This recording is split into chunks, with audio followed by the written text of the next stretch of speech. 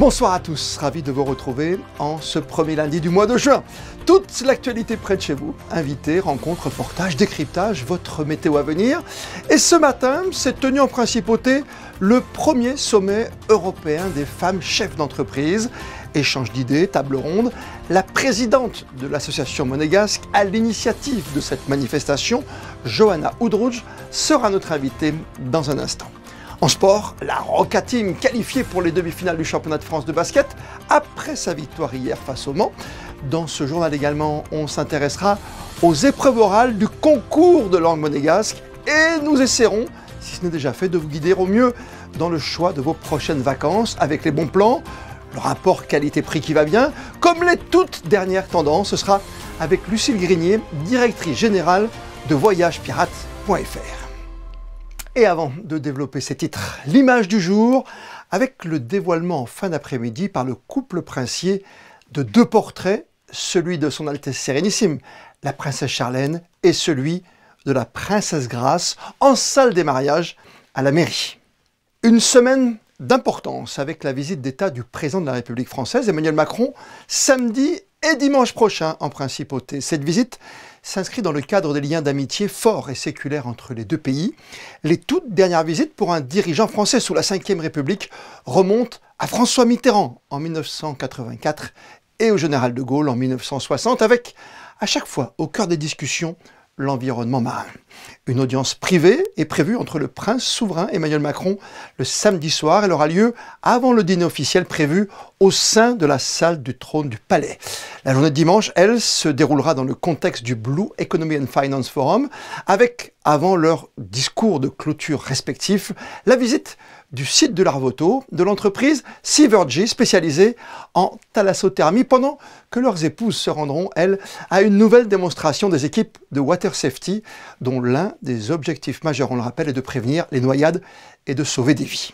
Le prince Albert II et Emmanuel Macron se rendront ensuite ensemble à Nice, à l'occasion de la conférence des Nations Unies sur l'océan, après un dernier déjeuner en principauté, en présence de plusieurs chefs d'État, de gouvernement aussi, présents au Forum Blue Economy and Finance, comme le président du Costa Rica, le prince William, présence également de Christine Lagarde, la présidente de la Banque Centrale Européenne, ou encore de Pascal Lamy, président émérite de l'Institut Jacques Delors et ancien commissaire européen au commerce, sans oublier les présidents de la BNP Paribas, d'Engie de Suez ou encore de la CMA-CGM.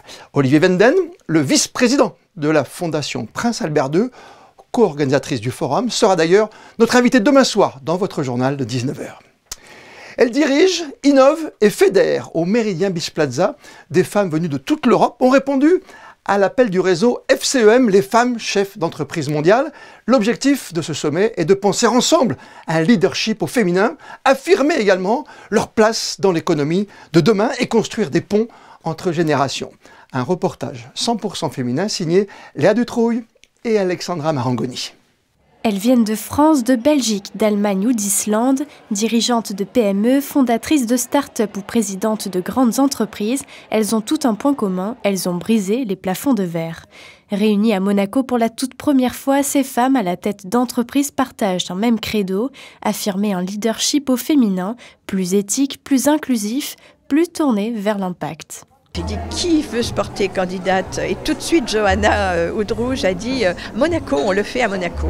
Et je pense que c'est une bonne chose parce que Monaco est dans l'Europe sans être dans l'Europe. Et c'est aussi assez central, ça donne envie à tout le monde de venir. Et la réunion d'hier a été extraordinaire parce qu'on a senti que c'était un vrai besoin et que celles qui étaient présentes disaient mais ça nous manquait, on a besoin d'échanger entre nous sur des sujets européens. Donc on est sur la bonne voie pour une Europe plus féminine.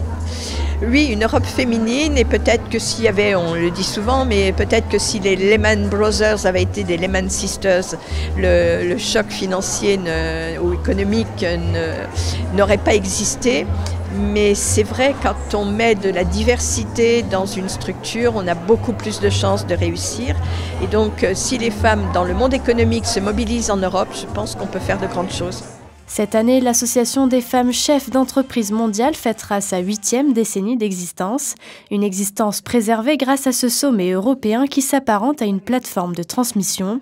Ici, les femmes abordent des sujets variés, mentoring, création de réseaux transnationaux, débats sur la transition écologique, intelligence artificielle ou encore vie privée. J'ai renoncé à des loisirs, j'ai renoncé à du temps avec mes enfants, c'est ce que j'ai un peu essayé d'expliquer tout à l'heure, mais finalement c'est pour le mieux, parce que je me rends compte maintenant, encore une fois avec du recul, après avoir énormément culpabilisé, parce que renoncer à du temps pour ses enfants, ça fait vraiment culpabiliser les femmes, mais avec du recul, je me rends compte que je passais moins de temps avec eux, mais le temps était, alors c'est un peu un bateau, mais de qualité, et qu'en réalité, on a une discussion et une interaction avec les enfants qui est plus profonde quand on a peu de temps. Des mots d'ordre s'échangent avec conviction, audace, solidarité, visibilité, des mots qui, au-delà du sommet, veulent marquer le réel. Et avec nous ce soir, justement, Johanna Oudrouge, la présidente de l'Association des femmes chefs d'entreprise de Monaco. Bonsoir à vous. Bonsoir. Construire ensemble, c'est le but ce matin, évidemment, pour votre association. Avec quoi, une Europe économique un peu différente, plus innovante encore et plus durable? Oui, alors tout à fait. C'est une journée historique, puisque nous organisons le premier sommet européen des femmes chefs d'entreprise mondiales, qui rassemble plus d'une centaine de participantes, avec des femmes entrepreneuses venues de 16 pays, même au-delà de l'Europe. Et effectivement, nous souhaitons créer des passerelles inter-associatives, inter-territoriales pour créer une économie plus forte, plus résiliente, plus visionnaire, toutes ensemble. Ça se passe en plusieurs temps, évidemment. Il y a le temps de la présentation, il y a le temps aussi des rencontres, les fameux B2B. Oui, tout à fait. Nous avons fait la cérémonie d'ouverture ce matin avec la présence exceptionnelle de Monsieur le ministre des Finances et de l'Économie, mais également de la représentante du président du Conseil national, Christine Pasquier-Chioula, qui est également membre de l'Association des femmes chefs d'entreprise de Monaco, pour parler de la femme en général, de la place de la femme à Monaco, qui ne cesse de croître, et pour aborder ensuite les grands thèmes économiques qui vont être abordés autour de nombreux panels qui seront organisés par des panélistes qui sont les présidentes nationales des pays d'Europe, d'Italie, d'Espagne, de Lituanie, de République tchèque, de Slovaquie, d'Islande, et qui pourront échanger sur les pratiques entrepreneuriales de chacune de leurs pays, échanger leurs difficultés et leurs espoirs pour pouvoir créer des ponts entre nos entreprises et entre notre économie européenne. D'accord, c'est soutenir aussi finalement ces actions et ces petites entreprises aussi? Tout à fait, nous avons un panel spécial pour les petites et moyennes entreprises puisque notre réseau regroupe un réseau très vaste d'entreprises, de domaines d'activités divers et variés, mais aussi de taille variée. Nous avons de grosses multinationales, mais nous avons aussi des petites entreprises et moyennes entreprises. Et ce qui nous rassemble, c'est vraiment le fait de prendre des risques pour soi-même, d'engager son patrimoine et le reste pour pouvoir justement entreprendre.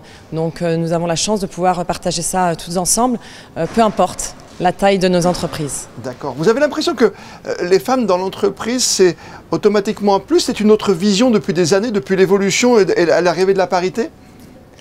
Alors, notre réseau mondial a été créé en 1945. Symboliquement, c'est important puisque ça a été au lendemain de la Seconde Guerre mondiale quand les femmes ont dû reprendre les entreprises de leurs maris, de leurs frères morts au combat. Et elles ont dû, s'organiser pour essayer d'apprendre de manière un peu artisanale les pratiques entrepreneuriales. Et elles ont voulu justement créer ce réseau pour pouvoir s'entraider. Et de là est née ensuite l'Association des femmes d'entreprise de France, de Belgique et Monaco il y a 20 ans. Donc nous sommes vraiment là pour nous entraider et pour justement échanger tout cela et créer également bien sûr des possibilités de business commun puisque géographiquement nous sommes toutes relativement proches. Donc c'est le but de cette journée et le but également du B2B de la fin de journée. Oui, et créer bien sûr des synergies entre toutes ces associations. Tout à fait, puisque nous avons chacune dans nos pays une association plus ou moins importante au niveau du nombre par rapport à la taille. À Monaco, je tiens quand même à dire que nous sommes plus de 70 femmes chefs d'entreprise, ça veut dire 60 entreprises dirigées par des femmes sur les territoires, ce qui est quand même très important vu la taille de notre pays. Mais vous avez bien sûr l'Association des femmes chefs d'entreprise de France ou de Belgique qui compte des centaines de membres et certaines représentantes sont ici aujourd'hui et cela va nous permettre justement d'organiser entre les associations des projets communs pour justement faire encore grandir la voix de femmes chefs d'entreprise au niveau du continent. Avec toujours les grands thèmes, de toute façon qui sont chers à nous tous, hommes et femmes, l'innovation, la digitalisation, on n'oublie pas, comme le développement durable, c'est tellement important. Tout à fait, oui, tous ces thèmes qui sont importants, et vous le disiez tout à l'heure, ces thèmes qui sont importants que nous construisions ensemble. Le management masculin et le management féminin ensemble, c'est vraiment l'alliance des deux qui sera bénéfique pour l'économie tout entière, et c'est vraiment cela que nous visons et c'est cela que nous souhaitons véhiculer, c'est de travailler justement en complémentarité avec l'homme dans l'entreprise et dans la vie au travail en général. Vous le sentez, vous la sentez cette énergie complètement positive dans les entreprises de la part de la gente féminine ? Oui, tout à fait. On a d'ailleurs pu remarquer qu'après justement la période post-Covid, de nombreuses entreprises qui étaient managées et dirigées par des femmes ont pu justement être très résistantes parce qu'un peu plus résilientes. Donc c'est vrai que le management féminin a une réelle spécificité, singularité à apporter au management masculin, et c'est vraiment l'association de ces deux qui nous permettront de viser l'excellence. L'association des femmes chefs d'entreprise de Monaco, vous en êtes la présidente évidemment, c'est le premier forum aujourd'hui à Monaco, premier sommet européen de l'association des femmes chefs d'entreprise. Vous avez dit, prochain rendez-vous à l'automne, hein ? Tout à fait, ce sera pour le Congrès mondial des femmes chefs d'entreprise à Athènes. Et c'est vrai que nous sommes très honorés, l'Association des femmes chefs d'entreprise de Monaco et toute notre équipe, de pouvoir accueillir ce premier sommet. On espère qu'il y en aura de nombreux autres dans les pays européens auxquels nous nous rendrons. Mais c'est vrai que c'est une réelle fierté pour notre principauté et pour l'attractivité de notre territoire d'accueillir toutes ces femmes et de leur montrer aussi que nous aussi, nous sommes des femmes entrepreneuses à Monaco, très dynamiques, et que la place de la femme à Monaco comme ailleurs ne cesse de croître. Et c'est quelque chose que nous encourageons fortement. Construire ensemble. Merci à vous, Joanna Audrouge, d'avoir été notre invitée ce soir sur Monaco Info. Merci à vous. Merci. Ce lundi matin, une trentaine d'élèves de primaire ont eu la chance de découvrir l'univers fascinant des abeilles et le rôle essentiel de ces insectes dans la pollinisation, la biodiversité et l'équilibre de notre planète.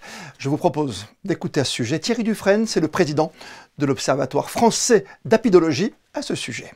Les abeilles sont à l'origine de toute la pollinisation qui assure notre sécurité alimentaire, c'est-à-dire que près de 70% de ce qu'on consomme provient de cette pollinisation.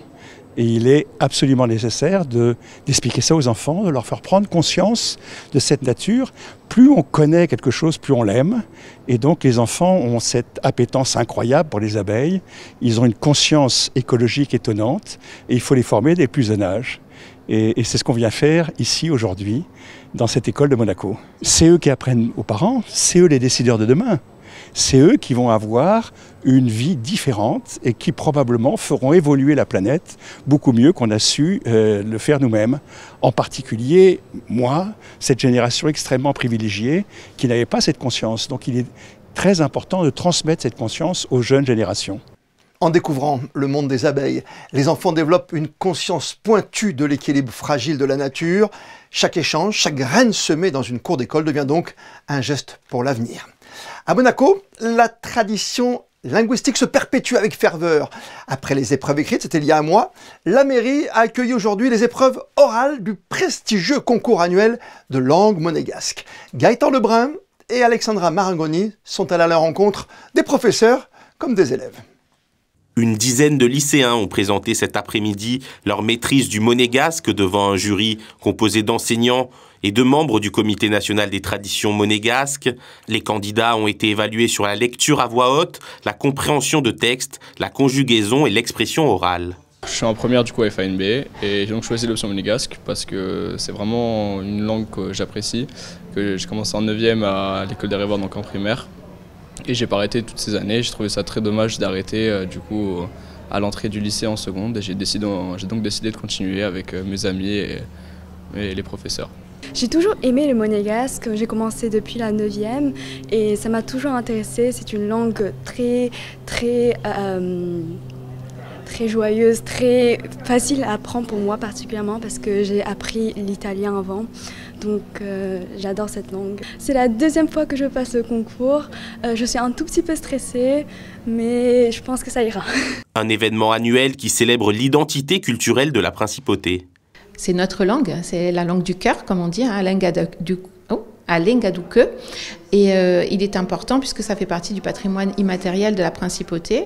C'est important pour les nationaux puisque c'est leur langue à la base, même si le français c'est la langue officielle.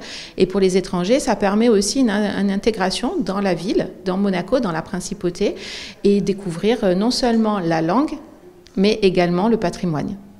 Une note globale regroupant les épreuves orales et écrites seront données aux candidats avant la célèbre remise des prix qui se déroulera le 16 juin dans la cour d'honneur en présence du prince souverain. Gaëtan Lebrun, qui hier soir, en présence du prince souverain à la salle Gaston Médecin, a suivi la belle en basket entre Monaco et Le Mans. Match très accroché, les 2/3 du temps, mais la Roca Team a réussi à élever son niveau de jeu, Gaëtan, pour s'imposer au final 85-76. Déjà éliminés 2 fois par Le Mans cette saison en Coupe de France et en Leaders Cup, les Monégasques avaient à cœur de prendre leur revanche face à leur bête noire. En l'absence de Mike James, c'est Eli Okobo qui a enfilé le costume de patron hier. Auteur de 23 points, il a été un des grands acteurs de la qualification de Monaco pour les demi-finales, au terme d'une série compliquée où la défense aura été le principal allié des Monégasques. Après l'élimination de la Leaders Cup, on s'est dit qu'il fallait qu'on puisse se rattraper de ça pour la demi de Coupe de France. On a tout donné, ils sont arrivés, ils ont gagné malgré tout.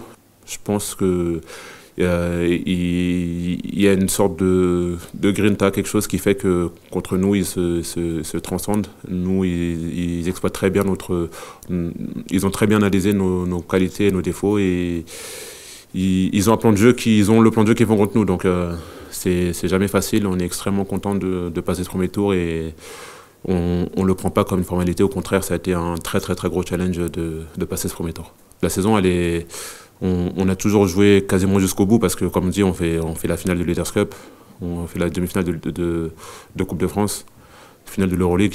Là, on espère pouvoir aller jusqu'au bout parce que c'est vrai qu'une saison sans trophée, ça fait quand même tâche malgré les gros parcours qu'on a eu à chaque fois. Donc, il faut qu'on puisse finir en beauté. Je pense que si on arrive à avoir ce trophée de champion de France, ça sera un débat qui sera posé on pourra se poser la question de savoir si c'est la meilleure saison de Monaco ou pas.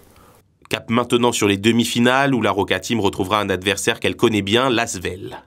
Et notez bien les prochains rendez-vous des demi-finales pour la Roca Team dès ce mardi, puis vendredi dans la salle de l'Asvel. Le match 3, ce sera à la maison dimanche. Et puis dans la foulée de votre journal, ne manquez surtout pas ce soir les experts du basket avec Frédéric Elion et notre consultant Ali Traoré.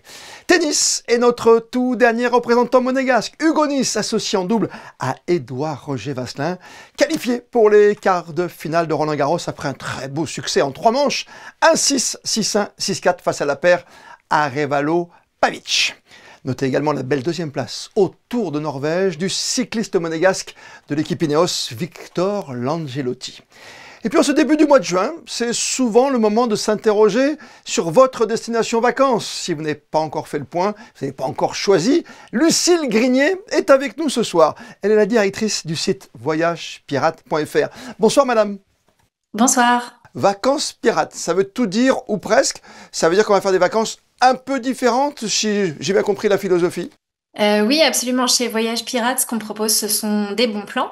Ça se représente par un voyage, un séjour, ça peut être une activité, ça peut être un vol qu'on va trouver particulièrement sur une destination qu'on aime, ou alors des prix attractifs sur les logements. Pour aller n'importe où dans le monde, ça peut être en France, ça peut être à côté de chez soi, ou ça peut être à l'autre bout de la planète, en Australie, en Nouvelle-Zélande, aux États-Unis. Alors justement, vous venez de parler des États-Unis, c'est une destination qu'on adorait il y a un certain temps. Il y a eu des remous politiques depuis un petit moment, il y a eu surtout l'augmentation des budgets. Est-ce qu'avec le côté anti-Trump du moment, est-ce qu'aujourd'hui c'est confortable? Est-ce qu'on peut y aller plus facilement aujourd'hui aux États-Unis avec un budget normal? Alors, quand on parle du budget, les États-Unis, ça reste une destination assez chère. En revanche, depuis le début de l'année, les prix du transport depuis l'Europe ont plutôt baissé. Donc sur Voyage Pirate, ce qu'on voit, c'est une augmentation des ventes et de l'intérêt de notre communauté. Donc il y a une partie de la communauté qui décide de ne pas aller aux États-Unis pour des raisons personnelles, politiques, et une autre partie qui profite vraiment des meilleurs prix qui descendent depuis le mois de février, disons. Donc on trouve des allers-retours sur Voyage Pirate, Paris-New York par exemple, à moins de 200 € parfois. À moins de 200 €, mais que le vol, hein, finalement. Après, il faut prendre l'hôtel ou c'est un petit package? Alors, on peut aussi essayer de proposer des packages parce que notre travail, c'est de trouver ensuite le meilleur hôtel, le meilleur logement, qui soit bien placé et à un prix intéressant. Mais c'est vrai que le transport a bénéficié beaucoup de la nouvelle politique. On voulait vous avoir avec nous aujourd'hui, juste avant de préparer nos vacances d'été, bien sûr, pour trouver ce fameux bon plan. Donc aujourd'hui, par exemple, vous me proposez un bon plan aux États-Unis, quoi? Au Colorado, à Miami, à Orlando, pour faire un petit peu de parc d'attractions? Oui, absolument. Les parcs d'attractions en Floride sont ceux qui sont les plus recherchés par notre communauté. Donc Orlando, on a aussi pas mal d'allers-retours intéressants pour Miami. Ce qui reste attractif aussi, ce sont les packages qu'on peut faire indépendamment pour toute la zone ouest. Et ça reste toujours très intéressant. On a récemment proposé des vols aller-retour pour Los Angeles depuis la France, voire même l'Italie ou l'Espagne, à moins de 500 € aller-retour. Très, très abordable. Quelles sont les nouvelles tendances aujourd'hui? Il y a une époque, c'était la Croatie, il y a eu peut-être le Costa Rica à une époque. Quelles sont ces destinations? Ou l'Islande, par exemple? Oui, l'Islande, le Costa Rica, ce sont effectivement des destinations qui montent. Si on parle de destinations lointaines, ce qu'on voit évoluer pour la communauté Voyage Pirate, c'est la Corée du Sud, destination qui plaît beaucoup pour le côté gastronomie. Et découverte de la culture elle-même. Le Japon aussi, on trouve de très bons plans côté vol. Bali, ça reste une destination qui est maintenant très connue, mais qui est assez prisée de la part des Français voyageurs. Et si on reste plus proche de la France, l'Albanie, depuis 2-3 ans, est une destination qui continue d'intéresser et de monter. Donc on trouve de très bons plans, aussi bien au niveau des logements, des activités que du transport depuis la France. Qu'est-ce qu'on prend aujourd'hui comme séjour? Est-ce qu'on prend un séjour court en se disant qu'on garde des RTT pour après, ou est-ce qu'on fait le grand mois en famille, par exemple? Alors, de notre côté, sur Voyage Pirate et le groupe Holiday Pirate, ce qu'on retrouve, c'est une moyenne de séjour entre 7 et 10 jours pour les vacances d'été. Donc au moment de l'été, on sent vraiment les familles qui veulent partir une semaine, 10 jours. Ce qu'on se rend compte qu'il arrive de plus en plus, c'est aussi la réservation à la dernière minute. Donc même si on part 10 jours, même si on part 15 jours, on attend de voir au dernier moment la météo, les meilleurs prix, les activités et se laisser inspirer par les offres de dernière minute. Le coup de cœur de votre compagnie de Vacances Pirates en ce moment, si je dois acheter un séjour? Vous me conseillez? Oui, le coup de cœur en ce moment, ça peut être soit la République dominicaine. On a de très belles offres vers cette destination. C'est un peu original. Et les îles Caraïbes en général. La Martinique, la Guadeloupe. Dernière question. J'ai un petit budget, on va dire que j'ai une famille de 2 enfants, je pars en couple, je veux qu'ils s'amusent, je veux que moi aussi je fasse autre chose, un peu de découverte, un peu de musée. Vous voyez, rester un peu concentré avant la reprise, avant le retour des vacances. Qu'est-ce que vous me conseillez? Est-ce que vous me trouvez un petit budget rapidement sur votre site? Soit pour un petit budget, partir localement, donc rester en France et choisir un joli logement dans la nature, soit à la montagne, soit à la campagne. Et il y a des prix très attractifs, même pendant l'été. Ou alors partir dans une destination où on peut profiter d'un séjour tout inclus, soit en Tunisie, soit en Crète. Ça plaît beaucoup aux familles. Il y a pas mal d'hôtels qui sont adaptés pour les activités en particulier. Et vous partez où alors finalement cet été? J'ai pas compris, Lucie. Moi, je partirai en Italie, dans la région de la Toscane, donc au soleil aussi. Ah voilà, c'est tout près de Monaco, c'est bien, enfin tout près.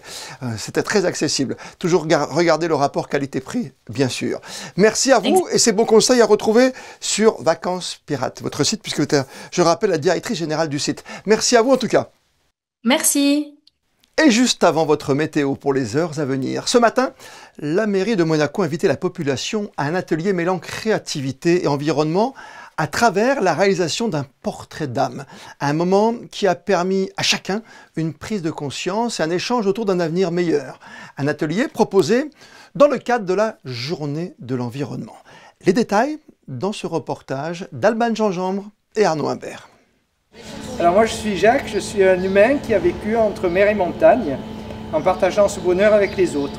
Je suis moniteur de ski, je suis marin et instructeur de plongée.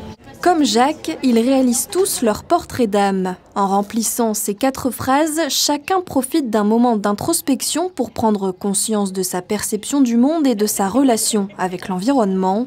Pour ce faire, le public est guidé par des odeurs, des sons qui lui rappellent la nature.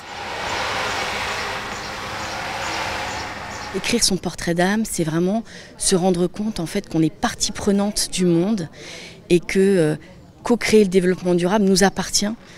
Cette prise de conscience de notre interdépendance en fait va être quelque chose d'assez émouvant et de se rendre compte que chacun d'entre nous en fait est porteur vraiment d'un monde.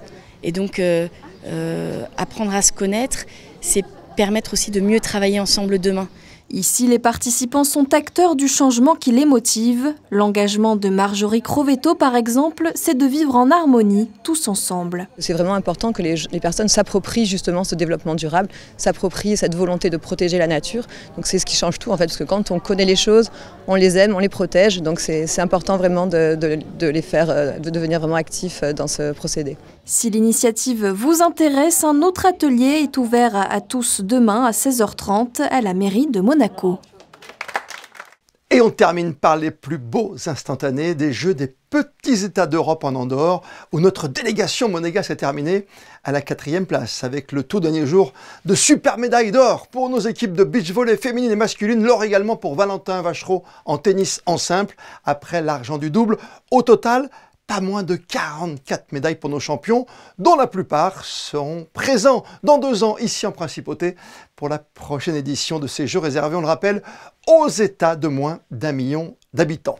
Les meilleures photos de ces Jeux sont signées Manuel Vitali. On se retrouve demain, 19h, pour un tout nouveau journal. Et plus que jamais, vous le savez, vous êtes bien sur Monaco Info.